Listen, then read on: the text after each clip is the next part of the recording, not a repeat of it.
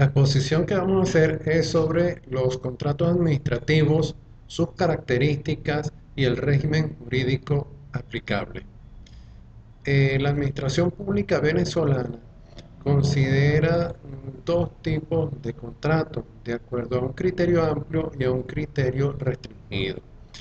De acuerdo al criterio amplio, tenemos que son contratos administrativos los dirigidos a prestar una satisfacción a la colectividad y los que son para dirigidos a los sujetos de los contratos son contratos eh, privados. Y de acuerdo al aspecto restringido, al criterio restringido, nos encontramos con un contrato administrativo cuando su finalidad está dirigida a satisfacer un servicio público y es un contrato privado cuando no cumple esta finalidad. Nosotros podemos decir que un servicio público es aquel que está, cuyo objeto es la prestación directa de un servicio para satisfacer necesidades de la colectividad o de la comunidad. La doctrina también ha señalado que como contrato administrativo se entiende aquel que realizado por la administración pública con objeto de la prestación de un servicio público y que incluye cláusulas exorbitantes. No podemos dejar por fuera de este contexto lo que nos dice nuestro Código Civil en su artículo 1133, el cual dice que un contrato es una convención entre dos o más personas para arreglar, para constituir o para extinguir obligaciones jurídicas. Lo que quiere decir que esto aplica también para los contratos que no son privados, sino para el caso que nosotros estamos estudiando, que son contratos administrativos. Como característica del contrato administrativo podemos señalar tres, que serían que una de las partes contratantes sea un ente jurídico, un ente público, jurídico público, que el objeto del contrato sea la prestación de un servicio público y tercero, la presencia de cláusulas exorbitantes, así no estén estipuladas dentro del contrato. Como régimen jurídico podemos señalar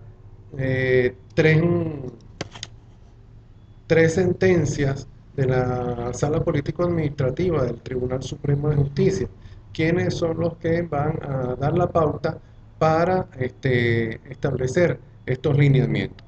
Dichas sentencias son las siguientes. La primera del 11 de agosto de 1983 en el caso de la Cervecería de Oriente, la segunda de fecha 5 de agosto del 2000 en el caso Provensport y la tercera del 11 de agosto de 2005 del caso Jardín Vivero Los Bucares, compañía anónima. Muy buenos días, mi nombre es Maísa Cedeño, soy estudiante de la Universidad de Yacambú. En esta ocasión, como un requisito de la materia de actividades administrativas del Estado, voy a hablar sobre los derechos y obligaciones de los contratistas. Primero tenemos que tener en consideración que los contratistas son todas aquellas personas naturales o jurídicas que realizan algún acuerdo o un convenio a través de un contrato con la administración pública. Entonces, ¿qué pasa en Venezuela? En Venezuela lo que son los contratos de la administración pública están sujetos a una serie de condiciones para que los contratistas puedan establecer o se puedan establecer los derechos y obligaciones que tienen esto. Primero hay que tener en consideración que se debe cumplir con unos series de requisitos, de parámetros que establecen las normas. Dentro de estas normas tenemos la Ley de Contrataciones Públicas, la cual exige una serie de documentación para poder contratar con alguna persona jurídica o natural. Dentro de ellas tenemos el registro mercantil, el RI, el Registro Nacional del Contratista, tenemos la solvencia laboral, las últimas declaraciones de impuestos sobre la renta y todas aquellas condiciones que se establezcan dentro de la institución. En cuanto a los derechos, el contratista tiene derecho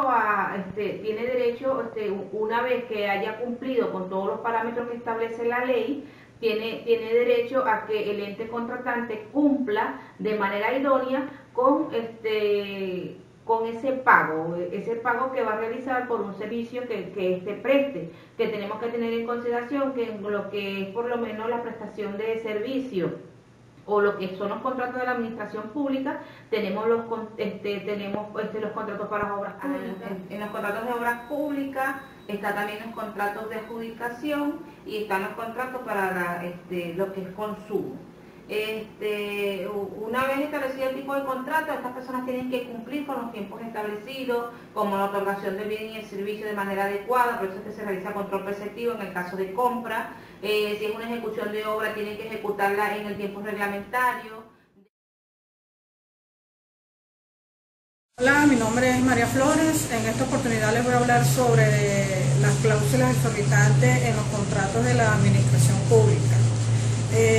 Las cláusulas exorbitantes son estipulaciones cuyo objetivo es conferir a las partes derechos y obligaciones ajenos por su naturaleza, aquellos que son susceptibles de ser libremente consentidos por una persona en el marco de las leyes civiles o comerciales. Las ventajas son especialmente para el Estado y siempre son para el Estado, lo cual determina que se rompa el principio de igualdad de partes, que es fundamental en el derecho privado, y que este daría lugar a ilicitud o nulidad. Son ejemplos de cláusulas exorbitantes: la rescisión unilateral, las cláusulas penales o la obligación de la ejecución forzosa del contrato. Un sector muy importante de la doctrina extranjera atribuye un valor decisivo a la inserción en el contrato de las cláusulas especiales derogatorias del derecho común. Estas se denominan ordinariamente cláusulas exorbitantes por estar fuera de la órbita del derecho común. En virtud de estas cláusulas, la administración puede ejercer sobre su contratista un control de alcance excepcional, modificar unilateralmente las condiciones del contrato, dar directivas a la otra parte, declarar extinguido el contrato por sí y ante sí imponer sanciones contractuales. Las cláusulas exorbitantes pueden ser virtuales o implícitas, expresas o concretas. Ejemplo de la primera son las que autorizan a la administración a rescindir o modificar unilateralmente el contrato, a dirigir y controlar su ejecución. Son cláusulas expresas e incluidas concretamente en el texto del contrato. Los límites de estas cláusulas están señaladas por la juridicidad de la actividad administrativa, tanto en su aspecto reglado como en el discrecional.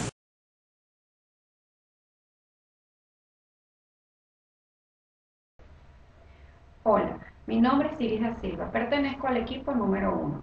Nosotros les vamos a exponer acerca de los contratos de la administración pública. El punto que yo voy a tratar es la formación de los contratos. Para que exista la formación de los contratos, debe de existir las voluntades de ambas partes. Estas partes que conforman el contrato son la administración pública, la cual está representada por cualquier organismo que la conforma y que esté con la capacidad de realizar contrataciones. Y la otra parte es el contratista. El contratista se elige de acuerdo a una serie de especificaciones, las cuales están estipuladas dentro de los procedimientos administrativos y las leyes y reglamentos que lo regulan, entre los cuales tenemos que deben de estar registrados en el Registro Nacional de Contratistas. También deben poseer al día las solvencias para realizar dichas contrataciones, tales como el seguro social. Deben de presentar el presupuesto a la institución con la cual va a realizar el contrato, con todas las estipulaciones que se les solicite. Esta elección del contratista se puede realizar de varias maneras. Puede ser por licitaciones públicas, licitaciones privadas, por contratación directa, remate público o en concursos. La formación de los contratos, en la formación de los contratos se realizan procedimientos administrativos de contratación. En la contratación administrativa se debe aplicar las normas del procedimiento administrativo, ya que todo contrato debe de estar enmarcado dentro de estos procedimientos para que tenga un basamento legal. El procedimiento de formación de la voluntad administrativa contractual no se puede confundir con el contrato, ya que este vínculo contractual nace en el momento que se enlazan las voluntades de estas partes, que sería la administración pública o el organismo que lo representa y el contratista. Por lo cual se debe diferenciar el procedimiento precontractual previo al contrato de la formación o la preparación del contrato y un procedimiento contractual o de ejecución, ya que para realizar un contrato primero se deben realizar ciertos pasos para poder llegar al final del procedimiento, que es como tal el contrato. Siempre hay que tener en cuenta que todo contrato dentro de la administración pública debe de cumplir con el contratista, y el contrato como tal debe de cumplir con todo lo estipulado dentro de las leyes, ya que no es una contratación con una empresa privada, lo cual es algo muy distinto. Entonces, al ser con la administración pública, debe de contener ciertas pautas preestablecidas dentro de las leyes, reglamentos en los que se basa la administración pública. Es también de gran importancia que estos contratistas posean todos los requisitos que se les exige, ya que de no poseerlos, entonces no pueden realizar, no pueden asumir de que van a obtener un contrato si no tienen sus documentos al día, tales como su registro registro de comercio, el RIF, como les dije anteriormente, el registro ante el Registro Nacional de Contratistas, ya que este es muy importante, ya que este es un registro especial que se le hace a los contratistas para poder optar a contrataciones con la administración pública. Y de no poseer alguno de estos recaudos, y también deben cumplir, esto es muy importante, cumplir las especificaciones que se les da para la elaboración del presupuesto, ya que debe contener ciertas pautas preestablecidas para poderles concursar para optar por dichos contratos dentro de la administración pública. Muy buenas noches, mi nombre es Alberto Wilson, pertenezco al grupo 1, el cual nos tocó el tema contratos de la administración pública. El punto específico que me toca a mí exponer es los principios que rigen los contratos de la administración pública. Para hablar de dichos principios tengo que hacer referencia a la Ley de Contrataciones Públicas, promulgada en el año 2008. Dicha ley tiene como objeto regular la actividad del Estado para la adquisición de bienes, prestación de servicios y ejecución de obras, con la finalidad de preservar el patrimonio público, desarrollar la capacidad productiva de la nación y fortalecer la soberanía nacional. Pero veamos qué dice específicamente el artículo 2 que habla de dichos principios. Veamos.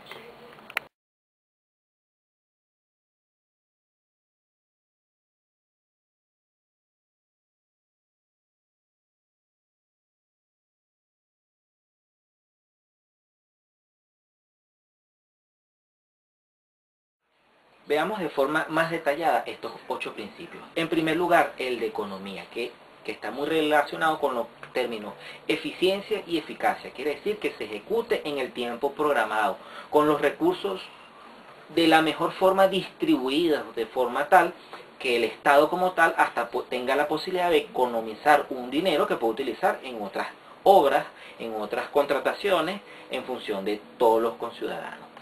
Segundo principio, el de planificación. Ello quiere decir que todas las contrataciones tienen que estar basadas en una planificación que ejecuta el Estado como tal en función de todos los ciudadanos, ya sean a corto, mediano o largo plazo. En casos fortuitos o fuerza mayor, tiene que haber una contratación en base a una planificación como tal.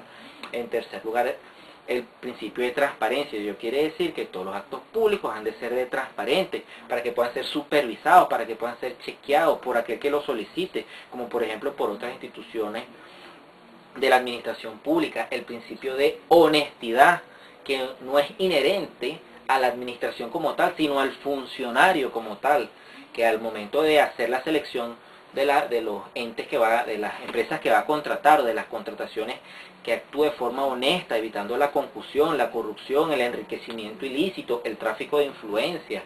El principio de eficiencia, que quiere decir que se ejecute un trabajo en el menor tiempo posible, pero de la mayor calidad. Si nosotros tenemos 3 empresas que ejecutan una obra, ¿cuál es más eficiente? La que haga el mejor trabajo en el menor tiempo posible. Principio de igualdad, que quiere decir que todos somos iguales ante la ley, las personas naturales y las personas jurídicas, pero ante una contratación, si la persona jurídica, por ejemplo, natural, cumple con todos los requisitos que son establecidos, él tiene que tener igualdad para poder competir para ganar dichos contratos, evitándose así el tráfico de influencias. Principio de competencia, no es que tú y yo competimos, sino que el ente o la administración que está haciendo la contratación sea competente para llevar a cabo dicha acción. Por ejemplo, una alcaldía no es competente para firmar un contrato para la modificación de una autopista. ¿Quién es competente? El Ministerio de Infraestructura. Por lo tanto, la alcaldía no puede hacer o ejecutar un contrato de ese estilo. Y como último principio, el principio de publicidad, que quiere decir que los actos de la administración pública deben ser públicos, deben ser abiertos al público. La gente debe conocer qué es lo que se hace, qué es lo que se contrata, quiénes son los beneficiados, cómo funciona aquello, para que puedan percibir acercarse a ellos, a esa realidad, a eso que está ejecutando el Estado en beneficio de cada uno de ellos. Y además, esta ley como tal estimula cualquier tipo de asociación. Ello quiere decir que no solamente son las asociaciones mercantiles, sino las cooperativas las que tienen la posibilidad de contratar con el Estado, fortaleciendo así la soberanía. Contratos de interés público. En primer lugar, habría que señalar que en la Constitución vigente ya no pueden considerarse como sinónimos los contratos de interés público y los contratos de interés nacional. Existe en la Constitución una sola categoría de contratos, que son aquellos de interés público. Luego existen especies de esta tipología, que son los contratos de interés público nacional, estatal o municipal. De esta forma se pone fin a las distintas interpretaciones que se le daban en la Constitución de 1961, en el artículo 126. Y la de 1999. Tal distinción de interpretación del artículo 150 de la Constitución de la República Bolivariana de Venezuela de 1999 y se realizó según la sentencia de la Sala Constitucional del 29 de septiembre del 2002. En consecuencia, todos los contratos, tanto de interés nacional como de interés estatal o municipal, son, por supuesto, contratos de interés público, y según el artículo 150 y 151 de esta Constitución. En el mismo sentido que la noción del poder público comprende al poder nacional, a los poderes de los estados y al poder municipal. En tal sentido, se puede dar el concepto de contratos de interés público, que son aquellos que hayan sido suscritos por una entidad territorial, como la República, los estados o los municipios, o excepcionalmente una empresa del Estado que tengan para la nación o por la entidad territorial involucrada un impacto económico y social, tal que deban ser aprobados por el Poder Legislativo. que sean determinantes o esenciales para la realización de los fines y cometidos del Estado venezolano, y por ende tengan por finalidad satisfacer de manera directa los intereses de la comunidad nacional, estatal o municipal. En referencia a los contratos de interés público e interés nacional, hay que tener en consideración lo que nos comentaba nuestra compañera María, que decía que los contratos ahora, de acuerdo a nuestra Carta Magna, solamente están deducidos como contratos de interés público. Dentro de estos contratos de interés público se engloban tanto el contrato de interés nacional como el de interés público. ¿Qué pasa aquí? El Estado como tal, en concordancia con, para darle cavidad a que, según el artículo 4 de la Constitución de la República Bolivariana de Venezuela, el Estado está comprendido en 3 niveles de gobierno: nacional, estatal y municipal. Se intenta regular la clasificación de los contratos públicos, tal como lo establece, y en este caso estaríamos hablando de la base constitucional, tal como lo establece el artículo 150 de nuestra Carta Magna. Los contratos de interés